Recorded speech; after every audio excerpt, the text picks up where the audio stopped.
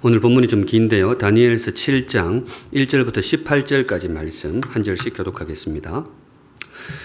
1절 제가 읽습니다. 바벨론 벨사살 왕 원년에 다니엘이 그의 침상에서 꿈을 꾸며 머릿속으로 환상을 받고 그 꿈을 기록하며 그 일의 대략을 진술하니라.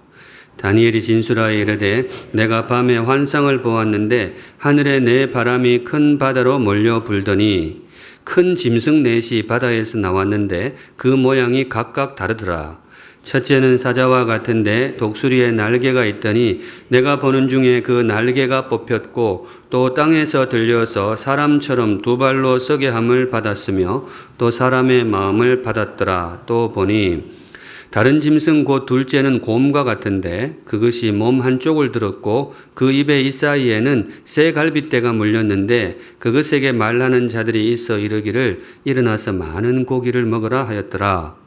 그 후에 내가 또 본즉 다른 짐승 곧 표범과 같은 것이 있는데 그 등에는 새의 날개 넷이 있고 그 짐승에게 또 머리 넷이 있으며 권세를 받았더라.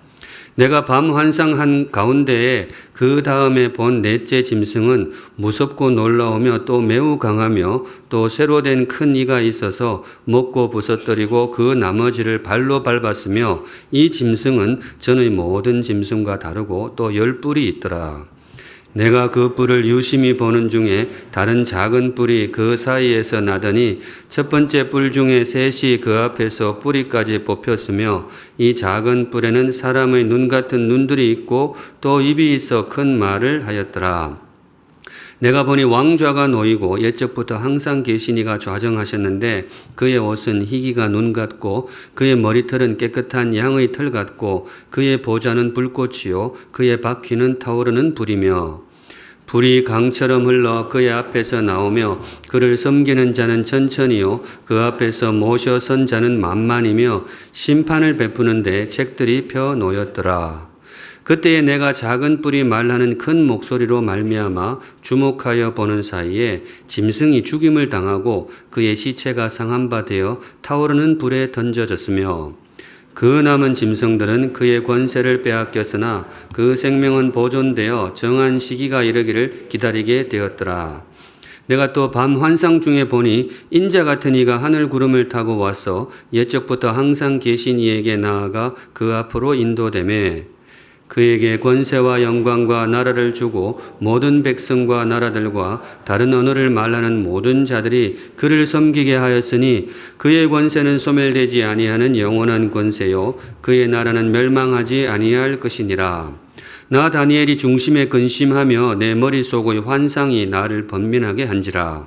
내가 그 곁에 모셔 선 자들 중 하나에게 나아가서 이 모든 일의 진상을 물으매 그가 내게 말하여 그 일의 해석을 알려주며 이르되 그 내 큰 짐승은 세상에 일어날 내 왕이라.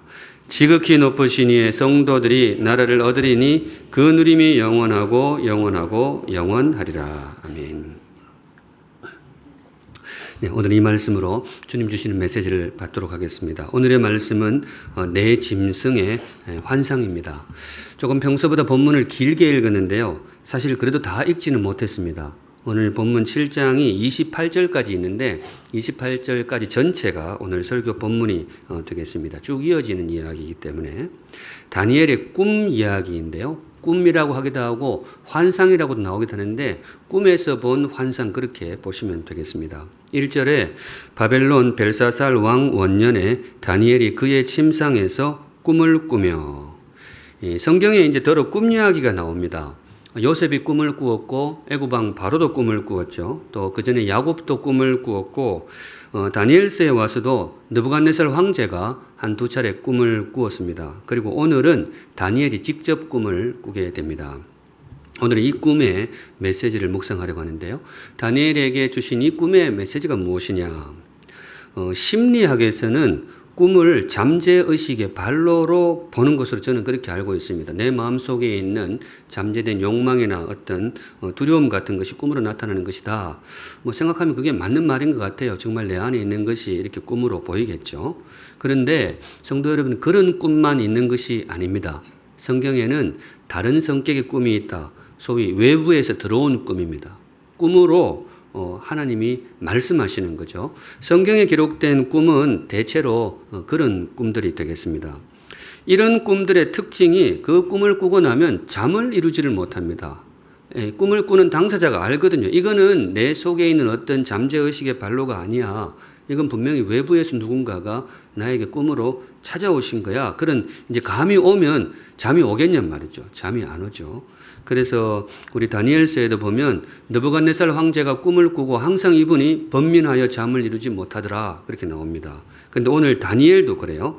15절에 보시면 나 다니엘이 중심에 근심하며 내 머릿속의 환상이 나를 번민하게 하는지라. 잠을 이루지를 못하는 거죠. 이 꿈에 담긴 메시지가 무엇일까?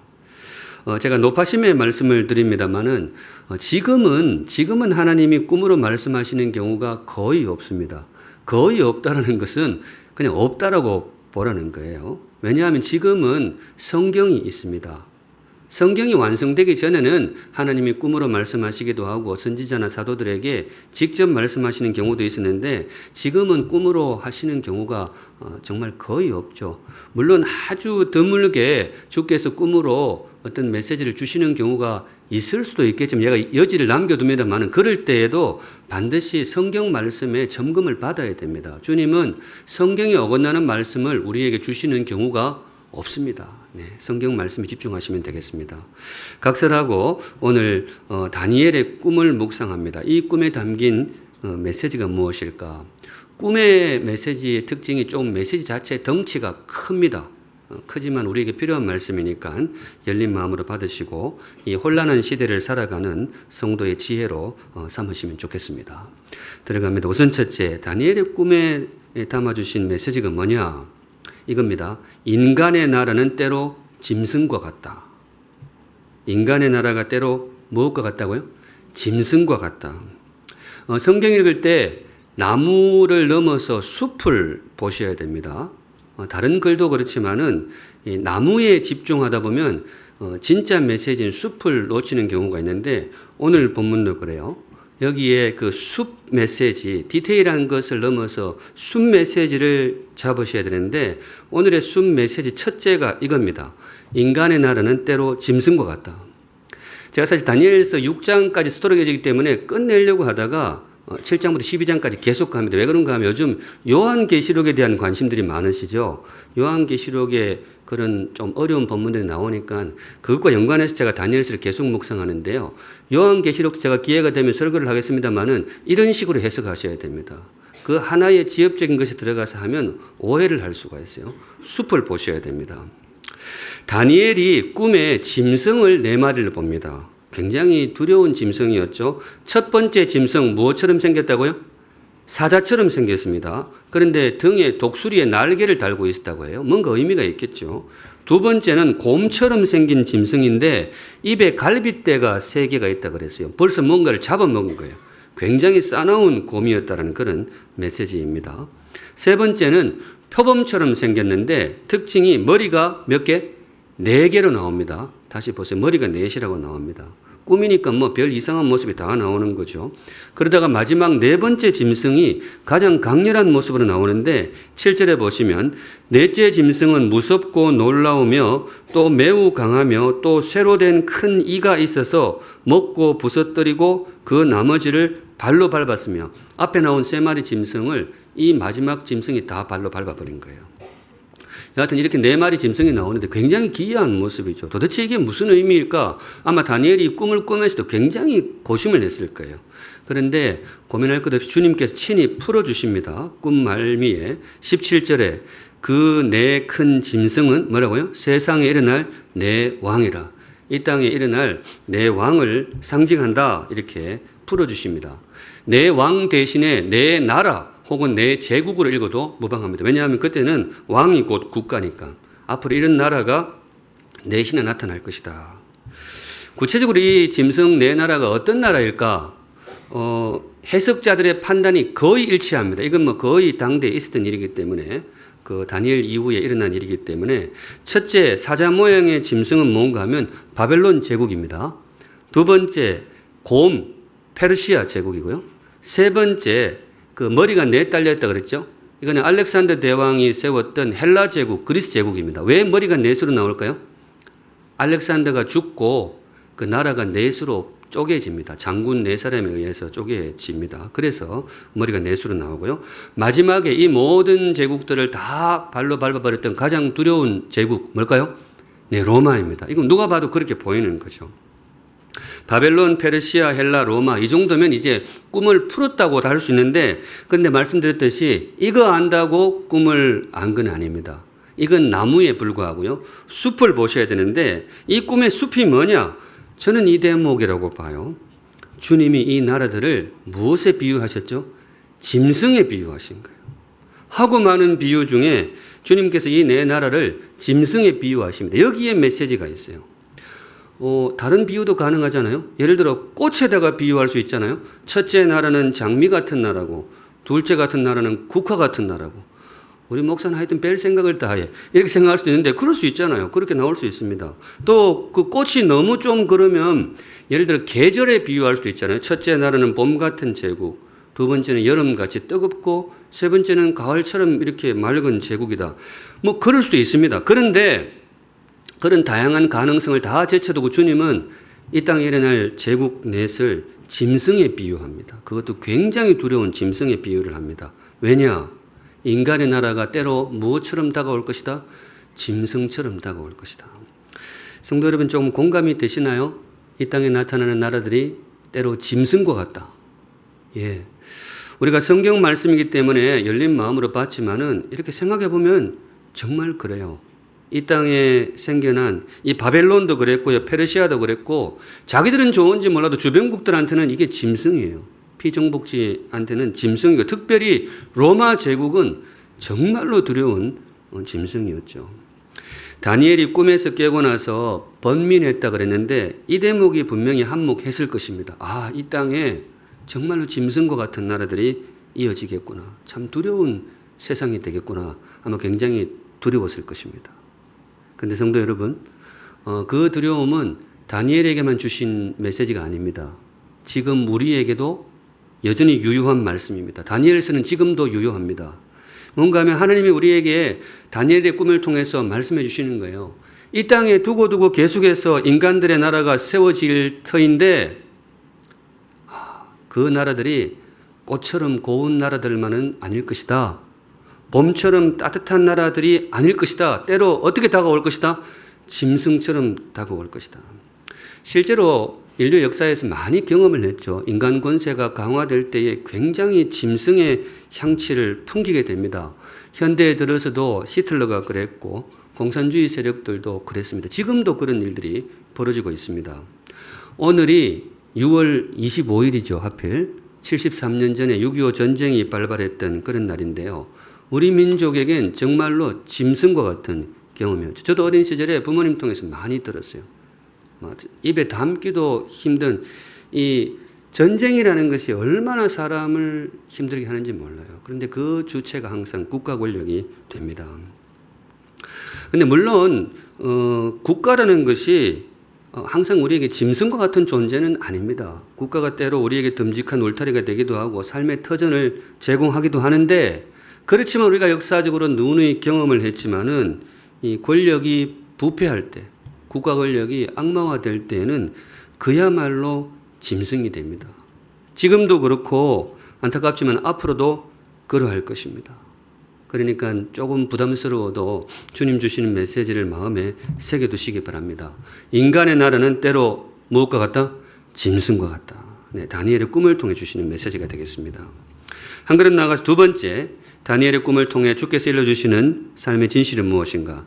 이제 조금 소망의 메시지가 선포되는데요. 이겁니다. 하나님이 심판하신다. 이겁니다. 하나님이 심판하신다. 이 꿈을 통해서 이렇게 선포하시는 거예요. 인간의 나라가 때로 짐승처럼 두렵고 강하지만은 하나님은 더 강하시다. 그리고 그 짐승과 같은 나라들을 하나님이 반드시 심판하실 것이다. 그 위로의 메시지를 꿈을 통해 선포하십니다.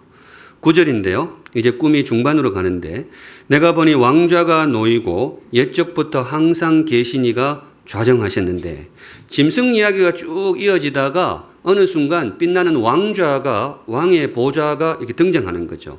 옛적부터 항상 계신 이렇게 되어 있는데 당시 언어들이 조금 제한되다 보니까 지금의 언어로 풀어서 드리면 이렇게 됩니다. 영원 전부터 영원 후까지 이 땅을 통치하시는 왕의 보좌입니다. 영원 전부터 영원 후까지 이 땅을 다스리시는 이 땅의 진정한 통치자. 우리는 이분이 꼭 이름을 말 안 해도 누군지 압니다. 이분이 누구일까요? 네, 하나님이십니다. 다니엘의 꿈에 하나님이 등장하시는 거죠. 그런데 주목할 점은 하나님이 꿈속에 등장하시는데 이분이 굉장히 두려운 모습으로 등장합니다. 앞서 짐승들이 굉장히 두려웠는데 하나님은 보면요, 그 모든 짐승의 두려움을 압도할 만큼 훨씬 더 두려운 모습으로 나옵니다. 왜냐? 그 짐승들을 심판하실 분으로 나오기 때문입니다. 뒷부분에 보시면 그의 옷은 희기가 눈 같고 그의 머리털은 깨끗한 양의 털 같고, 우리 주님이 굉장히 거룩한 분이라는 거죠. 그런데 그 뒷부분 그의 보좌는 뭐라고 나오죠? 불꽃입니다. 하나님이 앉아 계신 이 의자가 불처럼 활활 타오르는 거예요. 제가 저 앉아 있는데 불이 막 타오르면 제가 어떡하겠어요? 저는 막 뛰쳐나오겠죠. 근데 우리 하나님 거기에 탁 앉아 계시는 거예요. 그런데 그의 바퀴는 옆에 바퀴, 얼마든지 움직일 수 있다는 뜻의 바퀴가 있는데 바퀴도 불이 활활 타오르고 있는 거죠. 계속해서 10절은 더 두려운데요. 불이 강처럼 흘러 그의 앞에서 나오며, 활활 불타는 그 보좌에 앉아 계신데 거기서 불이 용광로 쇳물처럼 강처럼 불이 쫙 흘러나오는 거예요. 굉장히 두려운 모습이죠. 하나님의 심판의 권위를 상징합니다. 뒷부분 같이 읽습니다. 시작. 그를 섬기는 자는 천천히요 그 앞에서 모셔 선 자는 만만이며 심판을 베푸는데 책들이 펴 놓였더라. 심판이라는 단어가 나옵니다. 하나님이 이 악한 권세들을 반드시 심판하실 것이다. 반드시 심판하실 것이다. 아마 당시에 힘겨운 시절을 살아가는 백성들에게는 큰 위로가 되었을 것입니다. 이 말씀이 오늘 이 시대를 살아가는 우리만 해도 조금 덜한데요. 이 땅에는 정말로 짐승의 권력 안에 신음하는 사람들이 너무 많이 있어요. 이 말씀이 위로가 되기를 소망합니다. 잠시 제가 곁길로 나아가서 이 땅에 내 제국이 나타날 것이다. 이거 어디서 설교 중에 들어본 말씀 아닌가요? 누구 꿈? 역시 우리 성도들은 참 고마운 게 제가 보기에 석 달을 못 넘겨요. 석 달을. 그러니까 석 달마다 똑같은 거 해도 돼. 네. 설교 준비 걱정이 안 돼. 네. 누구 꿈? 느부갓네살. 느부갓네살의 꿈에 신상을 보았잖아요. 거대한 신상인데 네 부분 나눠져 있었죠. 머리는 금, 요 부분은 은, 놋, 쇠 이렇게 되어 있었는데 그때 제가 의미를 풀었습니다. 머리는 바벨론, 그 다음 페르시아, 그 다음 그리스, 로마 똑같아요. 사실 느부갓네살 꿈하고 오늘 다니엘의 꿈이 똑같습니다. 그런데 초점의 차이가 있는데 뭔가 하면 느부갓네살의 꿈이 인간 나라의 교만을 고발했다면 인간 나라의 교만이에요. 신상이 굉장히 교만하잖아요. 그런데 다니엘의 꿈은 인간 제국의 폭력성과 잔인함을 고발합니다.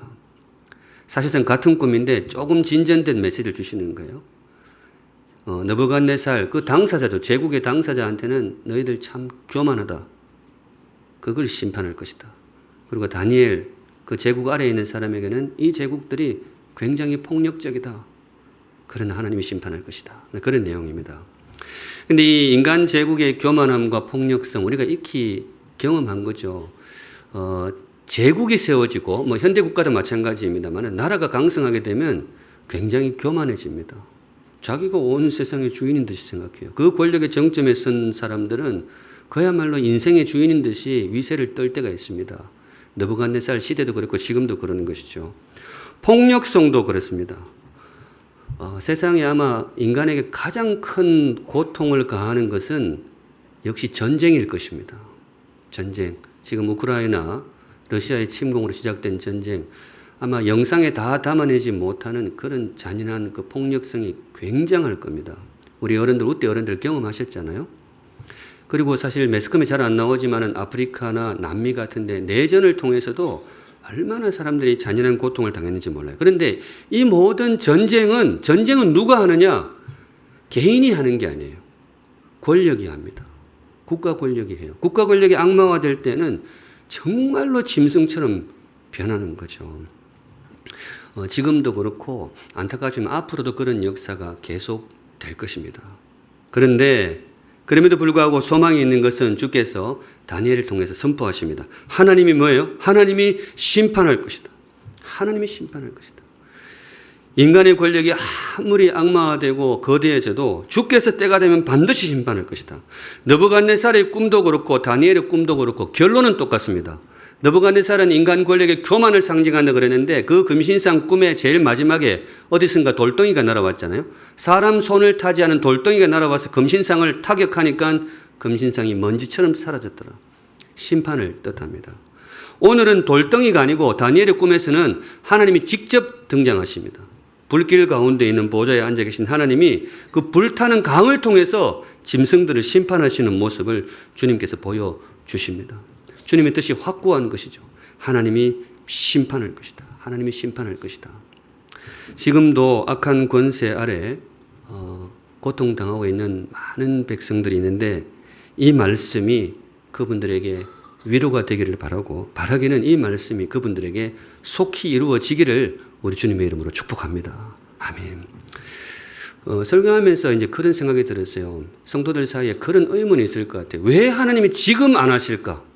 북녘 땅에서 고통당하는 우리 동포들도 그렇고 세계의 악한 권세 아래 고통당하는 민초들도 참 많은데 왜 지금 이 심판을 감행하지 않을까? 저도 사실 그런 의문들을 많이 품었던 것 같아요. 왜 지금이 아닐까? 근데 저한테는 참 귀한 참고가 되었던 한 구절이 있는데 그 이스라엘 백성들이 가나안을 정복할 때요. 애굽에서 나와 가나안을 정복할 때 하나님께서 그런 말씀을 하셨어요. 내가 삽시간에 이 가나안 백성들을 싹 심판해서 쓸어버릴 수도 있지만은 내가 순차적으로 할 것이다. 왜냐? 한꺼번에 이 백성들을 다 심판해버리면 이 가나안 땅이 짐승천지가 될 것이다. 갑자기 그 사람들이 사라지면 짐승으로 우글거릴 것이다. 그래서 내 너희들을 위해서 시간을 두고 나의 때에 심판할 것이다. 그 말씀이 나와요. 제가 설교 중에 떠오르는데 우리가 그 믿음으로 나아가시면 좋겠습니다. 지금 우리가 볼 때는 지금 하셔야 되는데 하나님은 왜 시간을 두고 보실까? 우리의 지혜보다 더 지혜로우신 하나님이 성도들 지키시는 섭리라고 믿으시면 좋겠습니다. 여하튼 분명한 것은 하나님이 심판할 것이다. 마지막으로 다니엘의 꿈을 통해 선포하시는 메시지가 무엇이냐?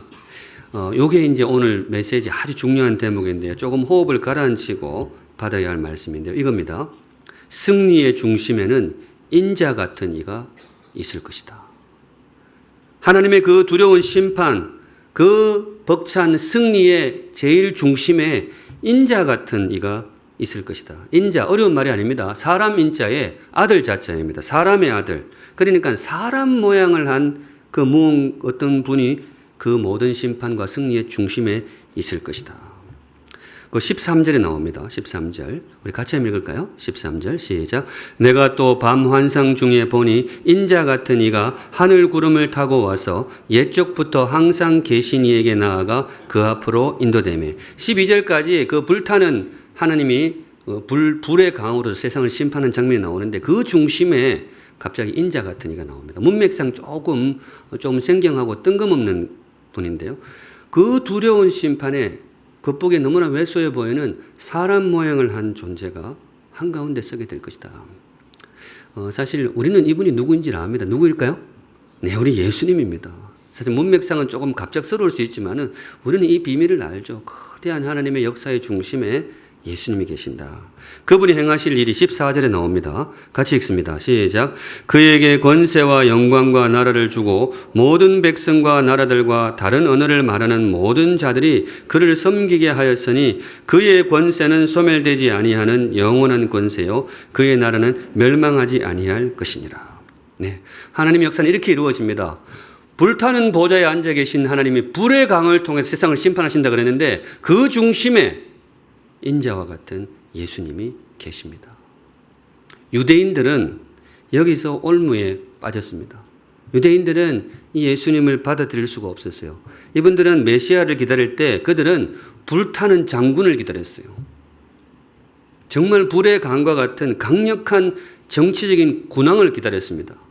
왜냐? 이해가 되는 것이 앞서 주님의 모습이 그렇게 나타났잖아요. 불타는 보좌, 불의 강으로 심판하시는 모습을 나타났기 때문에 유대인들은 그런 메시아를 기다렸어요. 그래서 도무지 예수님을 뭐예요? 받아들일 수가 없었어요. 너무 약해요. 무기력하게 인간 제국, 그 로마의 법정의 사형언도를 받고 십자가에 달려 죽어가는 예수님을 이분들은 도저히 메시아로 받아들일 수가 없었어요. 불이 안 보이는 거죠. 그런데 우리는 이 예수님을 받아들입니다. 왜냐? 우리는 성경을 끝까지 읽거든요. 여러분 성경 읽을 때 끝까지 읽어야 됩니다.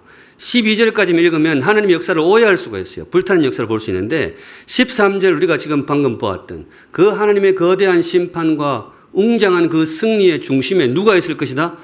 인자 같은 이가 있을 것이다.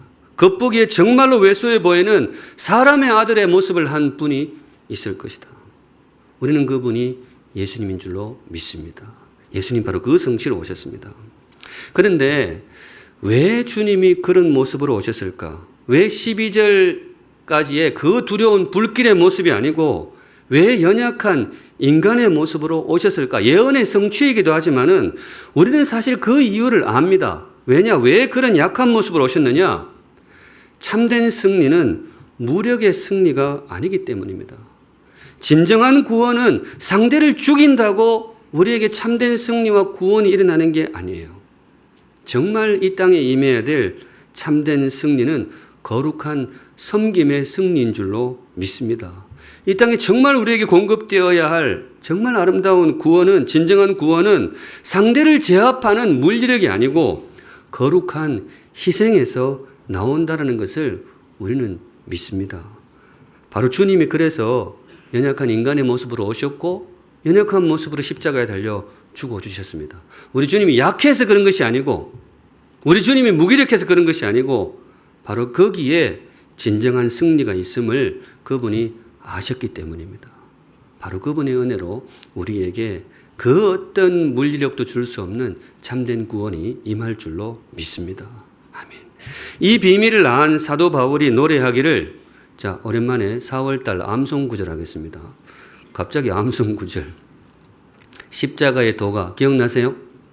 네, 암송하겠습니다. 시작. 십자가의 도가 멸망하는 자들에게는 미련한 것이요 구원을 받는 우리에게는 하나님의 능력이라. 이거예요. 하나님의 그 불타는 능력이 그 칼자루에서 오는 게 아니에요. 군대에서 오는 게 아닙니다. 그 거대한 제국들을 제압하고 정말 하나님의 아름다운 승리를 가져오는 것은 십자가의 길입니다. 우리는 그래서 이 길을 믿습니다. 실제로 역사적으로 그랬습니다. 짐승과 같은 로마 제국을 정복한 것은 교회의 힘이 아니었습니다. 교회가 세력이 커져가지고 로마를 정복한 게 아닙니다. 무기가 좋아서 정복한 게 아닙니다. 예수님의 희생과 예수님의 사랑, 그것이 제국 로마를 정복을 했습니다.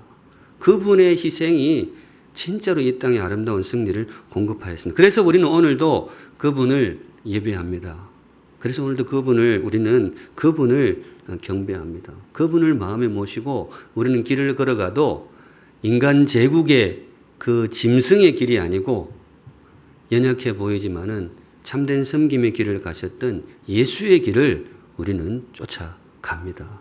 바로 그 길에 참된 승리가 있음을 우리가 알기 때문입니다. 이 귀한 신앙이 저와 여러분의 가슴 속에 깊이 새겨져 있으시기를 우리 주님의 이름으로 축복합니다. 아멘. 오늘 단봉 파송식인데요. 샘물의 걸음이 다시 한번 열방을 향해 나아갑니다. 우리 샘물이 지금까지 늘 그랬지만은 샘물이 열방으로 나아갈 때에 무기 들고 나가는 게 아닙니다. 어떤 교만한 위세를 떨면서 나아가는 게 아닙니다. 겸손한 섬김으로 나아갑니다. 예수님의 방식으로 나아갑니다. 바로 그렇게 나아갈 때에 정말로 그 땅에도 아름다운 예수의 승리가 임하실 줄로 믿습니다. 우리 샘물의 걸음에 바로 그런 주님이 동행해 주실 것입니다. 말씀 정리합니다. 오늘 주님께서 우리에게 주신 말씀, 내 짐승의 환상. 제가 좀 의도적인 조목조목 풀었는데요. 오늘 꿈이나 이런 본문이 나오실 때 이렇게 숲의 메시지를 보고 잘 챙기셔야 됩니다. 오늘 3가지 말씀드렸죠. 첫 번째, 인간의 나라가 때로 무엇과 같다? 짐승과 같을 것이다. 그런데 2번째, 하나님 반드시 뭐예요? 심판하실 것이다. 그분의 때가 오고 있습니다. 마지막으로 하나님의 심판과 승리의 중심에 누가 계신다? 인자와 같으니 예수님이 계신다. 네, 이 복음이 저와 여러분의 가슴에 깊이 새겨져 있고 오늘도 예수의 길을 걸어가는 샘물성도, 샘물교회, 우리 샘물 단봉팀이 되기를 우리 주님의 이름으로 축복합니다. 아멘. 거룩하신 하나님 아버지, 다니엘의 꿈을 통해 주신 메시지 오늘도 열린 마음으로 받습니다. 실로 이 땅에 짐승과 같은 권세들이 자주 나타나고 많은 인생들이 참 잔인한 그 폭력성 가운데 신음하게 됩니다. 주님, 주께서 긍휼히 여겨 주시옵소서. 하나님의 심판이 있음을 믿습니다. 짐승이 강해도 우리 하나님이 더 강하신 것을 믿습니다. 반드시 심판해 주시고 참 불쌍하고 가련한 인생들을 구원해 주실 줄로 믿습니다. 간절히 바라옵기는 그 시기를 할 수만 있다면 당겨주시고 너무 길지 않게 하시고 그 고통을 경감하여 주시옵소서. 그 심판과 승리의 중심에 연약한 인간의 모습으로 오신 예수 그리스도가 있음을 믿습니다. 그 비밀을 우리는 알고 있습니다. 이 복음을 온 땅에 전하게 하시고 온 땅의 백성들이 이 인자와 같은 예수 그리스도의 그 놀라운 승리의 그늘에 들어올 수 있도록 주님 복내려 주시옵소서. 단봉팀의 걸음에 주께서 동행하여 주시고 예수의 마음으로 또 샘물의 이름으로 나아갈 때에 정말 아름다운 봉사의 시간 주께서 함께 하셔서 잘 가지게 하시고 귀한 열매 거두고 돌아오는 행복한 풍성한 단기 봉사가 되게 하여 주시옵소서. 아멘. 거룩하신 하나님 아버지, 오늘도 성도들 귀한 예물 하나님께 올려드립니다. 성도들의 고백과 감사와 간구의 제목 세밀하게 살펴주시고 우리 사랑하는 샘물 성도들을 가장 복되고 존귀하고 지혜롭고 선한 길로 인도하여 주시옵소서. 아멘. 지금은 역사의 주인 되시며 영원한 승리의 중심이 되시는 우리 구주 예수 그리스도의 은혜와 하나님 아버지의 그 크신 사랑하심과 모든 역사를 주관하시고 성도들의 마음과 이 땅 민초들의 그 인내를 지켜주시는 성령 하나님의 임재하심이 머리 숙여 주를 예배하는 사랑하는 모든 샘물 성도들의 삶과 걸음 위에 우리 단봉팀의 걸음 위에 이제로부터 영원까지 항상 함께 계실지어다. 아멘.